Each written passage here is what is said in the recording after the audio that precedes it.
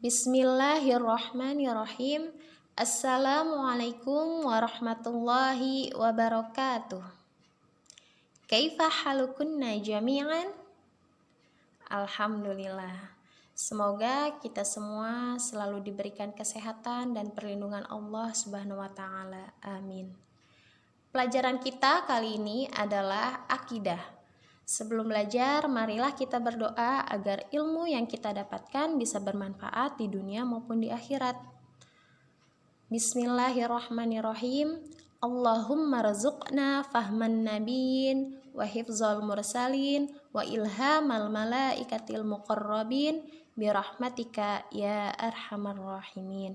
Rabbi shrahli sadri wa yassirli amri wahlul 'uqdatam min lisani yafqahu qawli. Rabbi zidna ilman warzuqna fahman. Amin. Baiklah, langsung saja. Materi kita kali ini adalah terjemahan dan penjelasan bait ke-24 sampai 27. Bila pertemuan sebelumnya kita sudah bahas sampai bait ke-23. Nah, secara ringkasnya, kemarin itu kita membahas tentang Nabi Ilyas sampai Nabi Muhammad. Lanjut dengan pembahasan 10 malaikat yang wajib kita ketahui. Lalu, apa ya pembahasan kita di bait ke-24 sampai 27 ini?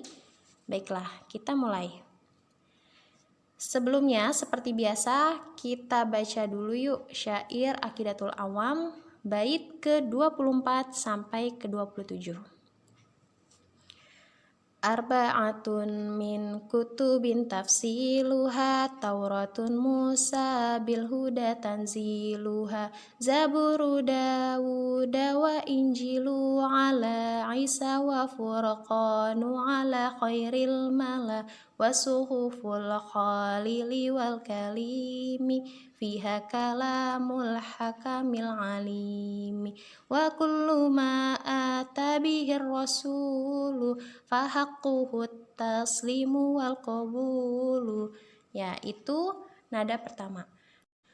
Arba'atun min kutubin tafsiluha Tauratun Musa bil huda tanziluha Zaburu Dawuda wa Injilu ala Isa wa Furqanu ala khairil mala wa suhuful khalili wal kalimi fiha kalamul hakamil alimi wa kullu ma ata bihir rasulu fahaqquhu taslimu wal qabulu. Ya, itu syairnya.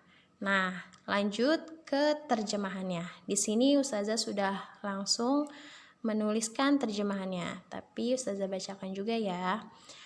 Arba'atun min kutubin tafsiluha, yang artinya ada 4 dari kitab-kitab suci Allah secara terperinci, yaitu Tauratun Musa bil huda tanziluha, Taurat bagi Nabi Musa alaihi salam yang diturunkan dengan membawa petunjuk.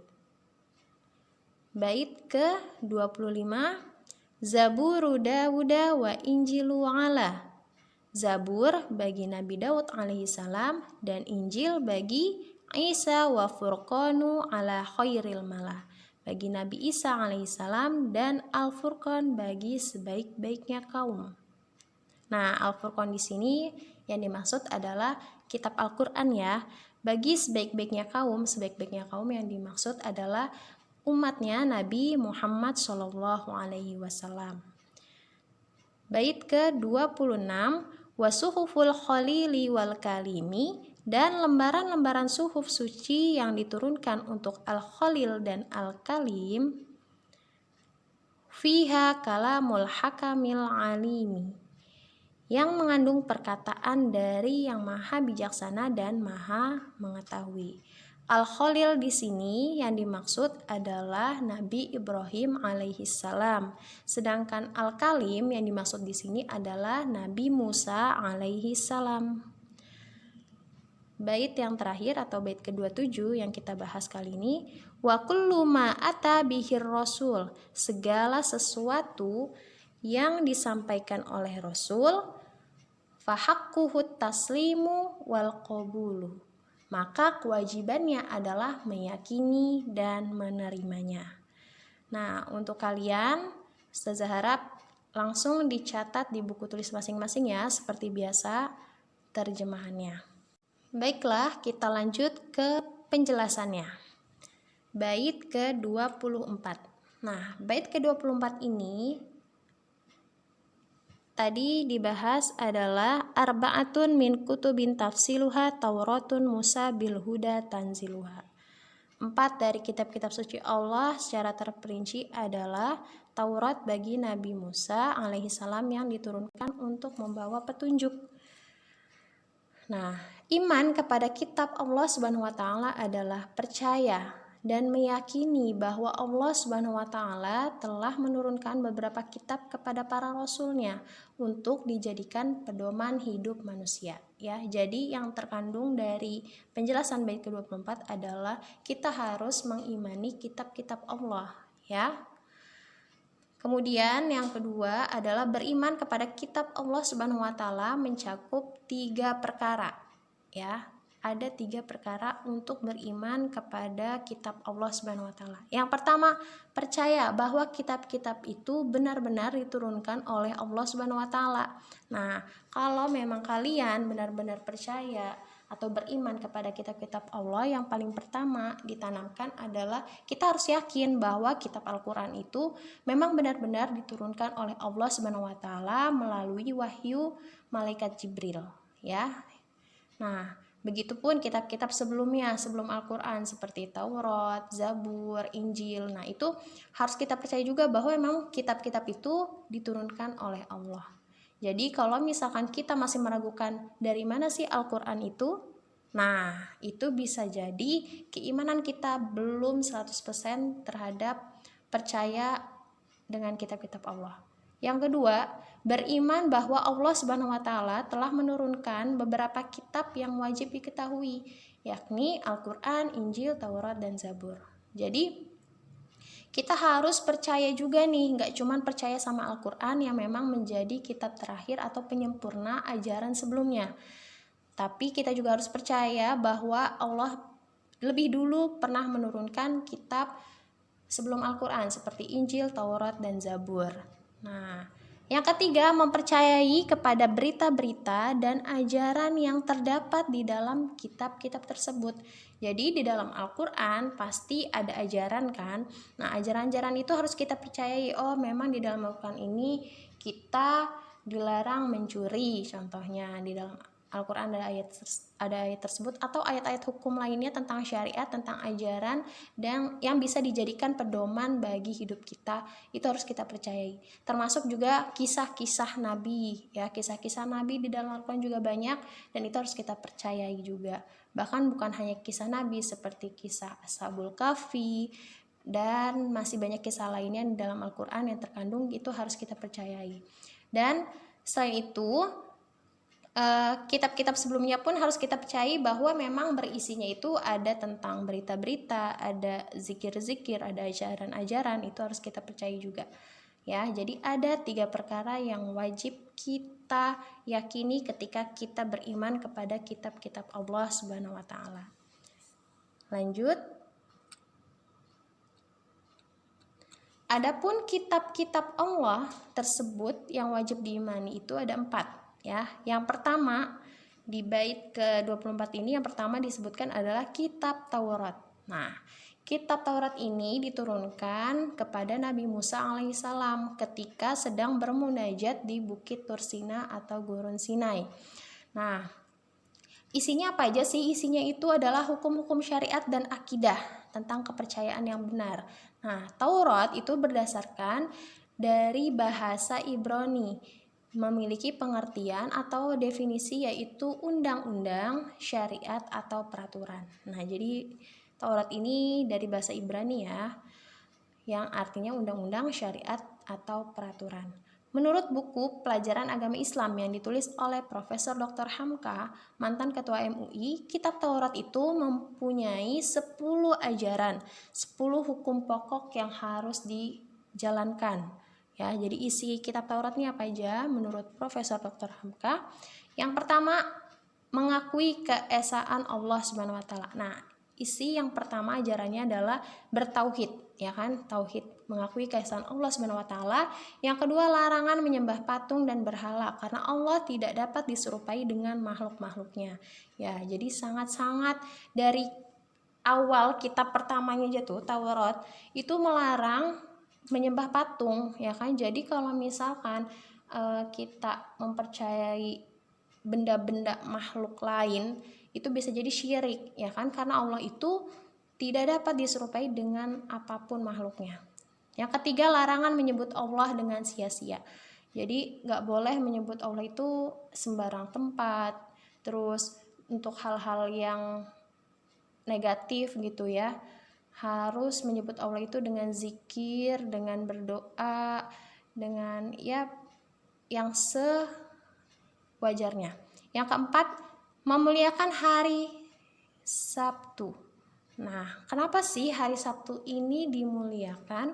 Karena memang di sini ajaran dari Nabi Musa atau yang terkandung dalam kitab Taurat itu memuliakan hari Sabtu karena hari Sabtu itu menjadi hari penghususan untuk beribadah umatnya Nabi Musa. Ya, jadi hari Sabtu itu memang hari khusus untuk hanya beribadah gitu ya, entah itu berzikir, ya wallahu alam, pokoknya hari Sabtu itu emang hanya untuk beribadah, itu dikhususkan pada umatnya Nabi Musa saat itu. Jadi harus memuliakan hari Sabtu. Jadi kalau misalkan hari Sabtu itu diisi dengan perbuatan yang sia-sia atau perbuatan maksiat, sudah pasti akan mendapatkan dosa. Nah, yang kelima, menghormati kedua orang tua. Yang keenam, larangan membunuh sesama manusia, ya, dilarang membunuh. Yang ketujuh, larangan berzina. Nah, dari dulu memang sudah dilarang sekali yang namanya berzina, ya. Berzina dilarang. Bahkan kalau dalam Al-Quran mendekatinya saja sudah haram, sudah nggak boleh. Nah, apalagi berzinanya. Yang kedelapan, larangan mencuri, ya. Dilarang mencuri. Yang kesembilan, larangan menjadi saksi palsu atau saksi yang berdusta. Jadi dilarang ya kalau misalkan kita mau mengakui kesalahan teman itu harus, atau kesalahan seseorang itu harus benar-benar jujur gitu, nggak boleh bersaksi palsu. Yang ke-10 atau yang terakhir adalah larangan memiliki keinginan untuk menguasai hak orang lain. Jadi nggak boleh kita ya biasanya kalau udah punya keinginan untuk menguasai hak orang lain, maka kalau itu berbentuknya barang biasanya malah jadi mencuri kan. Nah, makanya itu dilarang. Dalam inilah 10 ajaran dalam kitab Taurat, ya. Kita lanjut ke penjelasan bait ke-25.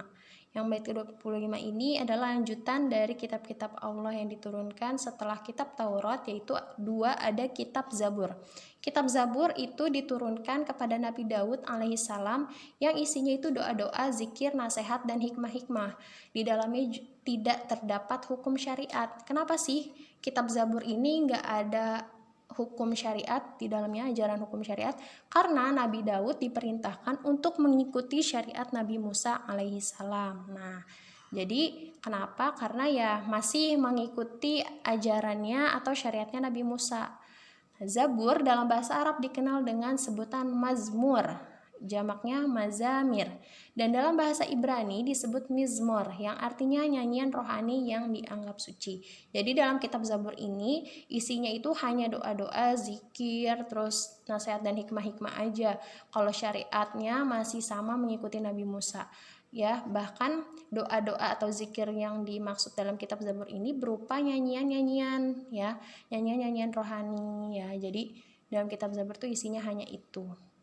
Lanjut ke kitab Injil. Kitab Injil diturunkan kepada Nabi Isa alaihissalam yang berisi seruan kepada manusia agar bertauhid kepada Allah, mengimani dan menjalankan syariat kitab Taurat, menghapuskan sebagian hukum-hukum yang terdapat pada kitab Taurat yang tidak sesuai dengan zamannya, dan penjelasan tentang kabar gembira bahwa akan diutusnya Nabi yang terakhir, yaitu Nabi Muhammad SAW. Itulah yang terkandung dalam kitab Injil. Jadi sebenarnya hampir sama dengan apa yang ada di kitab Taurat ya, karena kalau kitab Zabur kan isinya nasihat, zikir, doa-doa gitu ya, atau yang berupa nyanyian gitu, nyanyian rohani. Nah, untuk kitab Injil ini sebenarnya syariatnya masih melanjutkan syariat sebelumnya. Akan tetapi, selain mengajak bertauhid dan mengimani jalankan syariat kitab Taurat, menghapuskan juga sebagian hukum-hukum yang terdapat pada kitab Taurat yang udah gak sesuai sama zamannya. Nah, apakah benar dihapuskan? Nah, kalau kita tadi bahas isi dari kitab Taurat kan ada 10. Nah, apakah benar di antara 10 ajaran itu ada yang dihapus?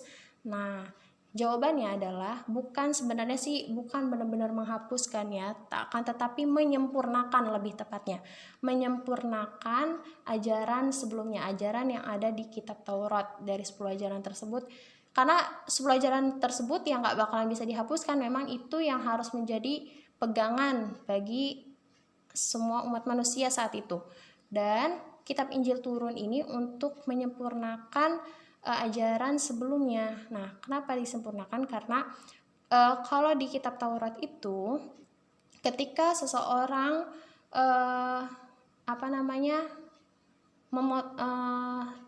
seseorang itu berbuat kesalahan, maka akan dibalas dengan kesalahan yang sama. Jadi contohnya ya di sana itu mata diganti dengan mata, tangan diganti dengan tangan, telinga diganti dengan telinga. Jadi harus setimpal ya. Ketika berbuat kejahatan, maka langsung dibalas saat itu juga dengan yang setimpal. Jadi kalau misalkan membunuh orang lain ya pasti hukumannya adalah ya nyawa dia akan melayang gitu, akan hilang. Nah, makanya kalau di kitab Taurat kan seperti itu. Nah, tapi kalau di kitab Injil ini menyempurnakan dalam artian hukum-hukum yang seperti itu disesuaikan dalam artian lebih mengutamakan kasih sayang ya, mendahulukan kasih sayang dalam artian ketika orang lain berbuat jahat dengan kita, nah kita kan balasan orang yang berbuat jahat itu kan harus setimpal dengan apa yang dia lakukan kepada kita. Nah, tapi di kitab Injil ini mengutamakan kasih sayang. Jadi alangkah baiknya biarkan dia yang berbuat jahat kepada kita, tapi kita harus memaafkan dia. Nah, jadi itu yang sebenarnya bukan dihilangkan ya, tapi disempurnakan, bahwa alangkah baiknya ketika seseorang itu bisa memaafkan kesalahan orang lain gitu ya, kecuali memang itu sudah yang sangat fatal ya pasti ada hukumannya juga gitu, tapi lebih mendahulukan kasih sayang. Itu jadi sebenarnya nggak dihapus tapi hanya disempurnakan. Terus yang terakhir dalam kitab Injil ini ada penjelasan tentang kabar gembira bahwa akan ada diutusnya Nabi yang terakhir, Nabi yang sempurna, Nabi yang menyempurnakan seluruh ajaran Nabi-Nabi terdahulu, yaitu Nabi Muhammad SAW. Ya, lanjut. Kitab Injil memuat beberapa ajaran pokok, antara lain 1. Perintah agar kembali kepada tauhid yang murni, karena saat itu sudah mulai kembali lagi menyembah berhala, menyembah patung-patung, atau mulai ya dosa-dosa syirik itu sudah mulai bertebaran ya saat itu. Jadi perintah untuk kembali kepada ajaran tauhid yang murni. Yang kedua, ajaran yang menyempurnakan kitab Taurat ya. Jadi ajaran itu menyempurnakan, jadi bukan menghapuskan ya, menyempurnakan apa yang ada pada kitab Taurat. Yang ketiga, ajaran agar hidup sederhana dan menjauhi sifat tamak atau rakus. Jadi ini kandungan kitab Injil yang ketiga. Yang keempat, yang terakhir, pembenaran terhadap kitab-kitab yang datang sebelumnya, yaitu ajaran pokok yang ada pada kitab Injil. Lanjut ke kitab yang terakhir, yaitu kitab Al-Quran. Kitab suci Al-Quran diturunkan kepada Nabi Muhammad SAW melalui malaikat Jibril untuk dijadikan petunjuk dan pedoman bagi seluruh umat manusia, bukan hanya untuk bangsa Arab. Jadi sangat salah kalau misalkan kita bilang, kitab Al-Quran kan dari bahasa Arab. Nah, itu sebenarnya untuk bangsa Arab aja, bukan. Tapi kenapa Al-Quran itu diturunkan dengan bahasa Arab? Kalau kita pelajari lebih dalam lagi, hikmahnya itu sangat banyak ya, karena bahasa Arab itu benar-benar bahasa yang paling kaya, yang dari pergeseran huruf aja atau pergeseran makna itu bisa salah arti, atau maksudnya banyak maknanya, banyak makna yang dipelajari dalam bahasa Arab.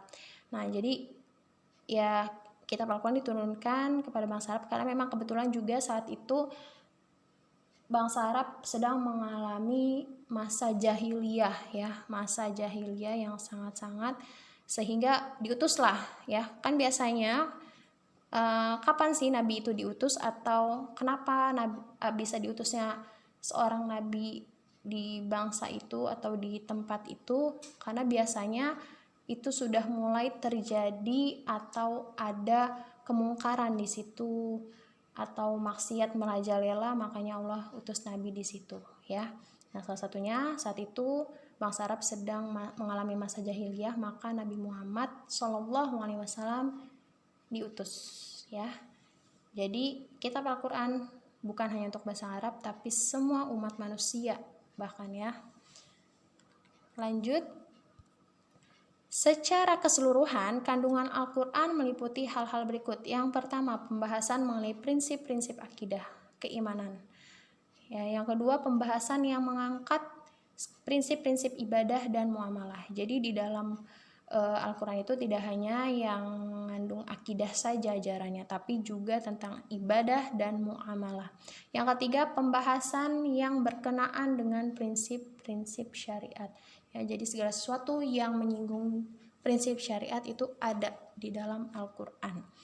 Kemudian kedudukan kitab suci Al-Quran antara lain, yang pertama sebagai wahyu Allah Subhanahu wa taala yang diturunkan kepada Nabi Muhammad SAW. Yang kedua sebagai mukjizat Nabi Muhammad SAW.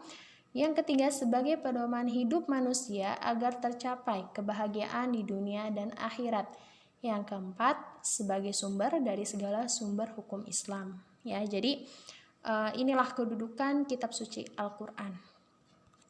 Lanjut, pembahasan bait ke-26 ya. Jadi setiap muslim mukallaf wajib berkeyakinan bahwa Allah menurunkan wahyu kepada seluruh nabi dan rasul melalui perantaraan malaikat Jibril ya. Jadi setiap muslim mukallaf. Mukallaf itu maksudnya apa? Mukallaf itu yang sudah harus menanggung sendiri atau sudah bertanggung jawab atas segala perbuatannya.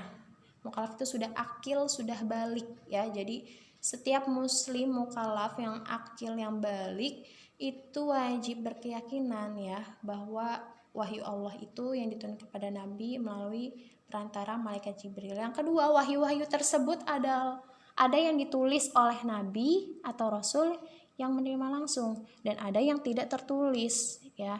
Jadi ada yang tertulis, ada yang nggak tertulis. Kumpulan dari tulisan-tulisan wahyu tersebut ada yang berbentuk kitab dan ada yang berbentuk suhuf. Nah, kitab suhuf ya. Jadi kalau kitab yang seperti apa nih? Nah, kitab itu kumpulan wahyu Allah yang disampaikan kepada para nabi atau rasul untuk diajarkan kepada manusia sebagai petunjuk dan pedoman hidup. Ya, jadi kumpulan sudah menjadi kumpulan, terus tinggal dijadikan pedoman, petunjuk dan pedoman hidup. Sedangkan apa itu suhuf? Suhuf yaitu wahyu Allah yang disampaikan kepada nabi atau rasul tetapi masih berupa lembaran-lembaran yang terpisah. Nah, bedanya itu. Kalau kitab kan sudah menjadi suatu kumpulan, kalau suhuf masih lembaran-lembaran yang terpisah. Lanjut. Kata suhuf secara bahasa adalah bentuk jamak dari kata sohifah yang artinya lembaran yang bisa digunakan untuk media tulis menulis ya. Lembaran itu ya kayak semacam kertas gitu kan, tapi mungkin dulu belum ada kertas, jadi mungkin pakai lembaran daun atau kulit hewan ya, dan sebagainya. Kemudian jumlah seluruh kitab dan suhuf itu sangat banyak dan tak terbatas jumlahnya, sehingga hanya Allah saja yang mengetahui jumlah yang sebenarnya ya. Wallahu alam jumlahnya berapa. Umat Islam tidak diwajibkan untuk mengetahui satu persatu secara terperinci seluruh kitab dan suhuf yang pernah ada. Tapi Ustazah pernah baca yang menerima suhuf itu seperti Nabi Syeds, Nabi Ilyas kalau nggak salah ya. Tapi wallahualam, kembali lagi pokoknya intinya kita nggak wajib untuk tahu satu persatu, karena kalau suhuf itu kan lembaran-lembaran yang terpisah ya. Nah, kemudian jika kitab-kitab Allah yang wajib kita ketahui itu ada 4, sedangkan suhuf itu ada 2 yang wajib kita ketahui. Yang pertama, suhufnya Nabi Ibrahim alaihissalam. Yang kedua, suhufnya Nabi Musa alaihissalam ya. Jadi kan di pembahasan bait yang ini menjelaskan tentang suhuf Nabi Ibrahim dan suhuf Nabi Musa. Jadi Nabi Ibrahim dan Nabi Musa itu mendapat suhuf-suhuf juga, lembaran-lembaran yang berisi tentang ajaran atau syariat ya, yang disampaikan melalui perantara malaikat Jibril. Nah, ada persamaan dan perbedaannya. Kalau persamaannya, kitab dan suhuf sama-sama wahyu dari Allah. Sedangkan perbedaannya, isi kitab lebih lengkap daripada isi suhuf. Kitab dibukukan, sedangkan suhuf tidak dibukukan. Maksudnya dibukukan ini tidak dikumpulkan ya. Kalau kitab itu dikumpulkan menjadi satu, sedangkan suhuf itu terpisah. Nah, lanjut ke pembahasan bait 27. Umat Islam wajib meyakini dan melaksanakan semua yang dibawa dan disampaikan oleh Rasulullah SAW. Semuanya terdapat di dalam Al-Quran dan hadis, baik berupa perintah, larangan, atau hal yang terkait dengan kabar tentang hal-hal gaib. Ya, jadi umat Islam itu intinya wajib semua untuk meyakini, untuk percaya, untuk melaksanakan semua yang ada di dalam Al-Quran maupun hadis ya. Dalam kitab-kitab Allah itu harus kita yakin dan laksanakan, bukan hanya sekedar percaya, oh iya kitab Al-Quran memang kitab yang diturunkan oleh Allah melalui malaikat Jibril kepada Rasulullah. Tidak, tapi kalau kita yakin, kita juga harus melaksanakan semua ajaran yang di dalamnya. Kemudian meyakini ajaran yang dibawa oleh Nabi Shallallahu Alaihi Wasallam berarti umat Islam wajib melaksanakan. Nah itu kan tadi wajib melaksanakan semua perintah dan menjauhi larangan Allah SWT dan Rasulnya. Ajaran tersebut meliputi apa aja sih? Meliputi harus mengerjakan sholat, puasa, zakat, haji, ya, berbuat baik kepada semua makhluk Allah. Semua ya, semua makhluk Allah harus berbuat baik. Baik itu sesama manusia, hewan, tumbuhan ya. Dalam Al-Quran, dalam ayat Al-Quran atau ajaran yang dibawa oleh Rasulullah, itu kita diajarkan untuk menyayangi sesama makhluk Allah. Semua makhluk Allah harus kita sayang, semua makhluk Allah harus kita berbuat baik. Karena apa? Karena ya itulah amal kebaikan kita. Kadang kita mikirnya hubungan kita hanya sesama manusia aja nih, jadi kita harus baik. Yang harus kita tekankan memang karena kita berinteraksi, kita harus berbuat baik kepada manusia, tapi berbuat baik kepada hewan itu juga menjadi nilai. Berbuat baik kepada tumbuhan itu juga menjadi nilai kita, apakah kita beriman atau tidak ya. Keimanan kita bisa dilihat dari situ. Kemudian tidak mencuri, tidak berzina, tidak merusak lingkungan, tidak zalim, tidak aniaya, tidak menipu, dan lain sebagainya.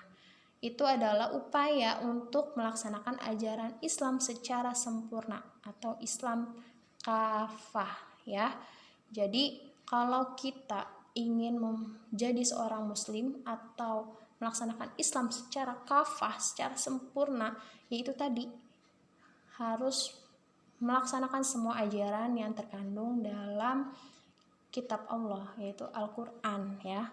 Untuk sekarang ini ya kita harus terus memperbaiki diri, hubungan kita sama Allah, hubungan kita sama manusia, hubungan kita dengan makhluk yang lainnya ya. Kalau misalnya kita hubungan baik dengan makhluk lainnya apa sih? Ya contohnya hewan nggak usah jauh-jauh, yang biasa kita temui apa? Kucing. Kalau kita nggak suka sama kucing, ya jangan sampai kita berbuat kasar atau menyakiti kucing tersebut ya. Kalau emang kita nggak suka, ya jangan sampai berbuat hal-hal yang aniaya atau zolim ya kepada binatang apapun, hewan apapun. Dan kalau misalkan pada tumbuhan tuh kayak gimana sih? Ya salah satunya kalau ada tanaman ya kita rawat ya.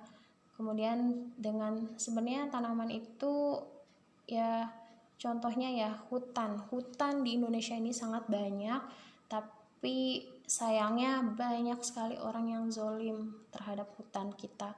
Padahal hutan itu adalah tempat tinggalnya para fauna Indonesia ya kan. Jadi sangat disayangkan kalau hutan itu malah dibakar, ditebang untuk kepentingan pribadi yang sangat-sangat egois ya.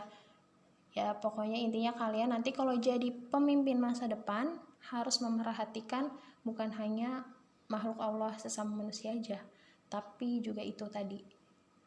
Ya nggak harus jadi pemimpin masa depan sih, pokoknya intinya kalian dari sekarang harus berbuat baik kepada semua makhluk Allah dan juga menjalankan semua syariat yang ada di dalam Al-Quran dan hadis Rasulullah. Ya mungkin cukup sekian penjelasan dari Ustazah. Mohon maaf apabila banyak kesalahan atau ada yang terlewat atau ada yang keliru. Intinya yang benar itu pasti datangnya dari Allah, sedangkan yang salah itu dari Ustazah sendiri.